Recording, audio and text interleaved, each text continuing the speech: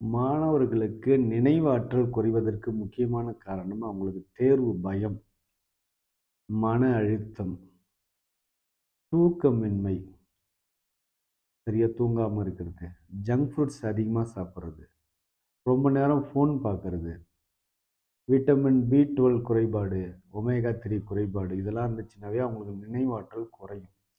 இந்த நினைவாற்றல் நம்ம எப்படி அதிகப்படுத்தலாம்னா, பிரம்மி பொடின்னு இருக்கு. அது நாட்டு மருந்து கடையில கிடைக்கும். அத ஒரு ஸ்பூன் வாங்கி அத ஒரு ஸ்பூன் பால்ல கலந்து அவங்களுக்கு நாம் இரவில் கொடுக்கலாம். இரவு தூங்கும்போது பாலுல மிளகும், மஞ்சள் தூளும் கலந்து குடுக்கலாம். இல்ல பாலுல வல்லாரைக்கீரை மால்ட்டுன்னு விக்குது. வல்லாரைக்கீரை பொடி இருக்கு. அத மிக்ஸ் பண்ணி அவங்களுக்கு குடுக்கலாம்.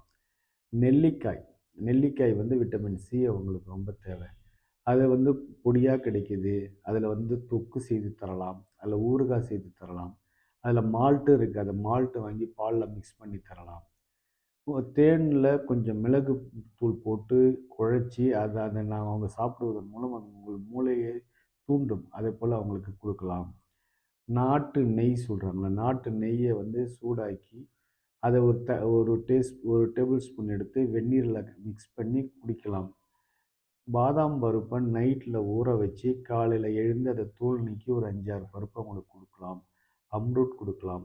எள் உருண்டையா கிடைக்குது. எள் உருண்டை குடுக்கலாம். இந்த மணிலா மலாட்டை நிலக்கடலை சொன்னேன்ல, அது கேக்கா விக்குது. அத வாங்கி குடுக்கலாம். இந்த ஸ்நாக்ஸ்லாம் குடுக்குறதெல்லாம் அவங்களுக்கு ரொம்ப நல்லது. அவங்களுக்கு மோர் குடுக்கலாம். கீரை வகைகள் அவங்களுக்கு வாரத்துக்கு 3 நாள் கீரை அவங்களுக்கு குடுக்கலாம். வாழைப்பழம் அவங்களுக்கு குடுக்கலாம். நிறைய பழ வகைகள் அவங்களுக்கு இருக்கு குடுக்கலாம். விட்டமின் சி நிறைந்த பழங்கள் குடுக்கலாம். குறிப்பாக இந்த ஜங்க் ஃப்ரூட்ஸ்லாம் நம்ம அவங்களுக்கு அவாய்ட் பண்ணிடணும்.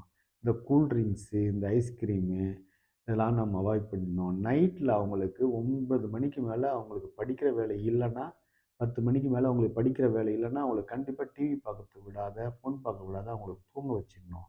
அவங்களுக்கு விளையாடுறதுக்கு டைம் குடுக்கணும். அவங்களுக்கு முடிஞ்சா யோகா 2, 3 யோகா சொல்லிக் குடுக்கலாம். அவங்க பிள்ளைகளோட சேர்ந்து குழுவா விளையாடக்கூடிய ஒரு சூழ்நிலையை உருவாக்கி குடுக்கலாம்.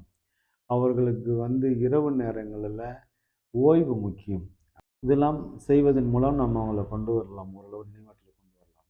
இல்ல அவங்களுக்கு ஞாபக மறதி அதிகமா இருக்குது. படிக்கிறது எதுவுமே ஞாபகம் வச்சுக்க மாட்டேங்கிறாங்க. அடிக்கடி தலை வலிக்குதுன்றாங்க, தலை சுத்துதுன்றாங்க. இதே மாரி சூழ்நிலையில நாம் மருத்துவரை பார்க்க வேண்டும். இருந்தாலும் நாம் மேற்கொண்ட முறையை நாம் ஃபாலோ பண்ணா ஒரு 70% அவங்கள நான் ரிலீவ் பண்ணி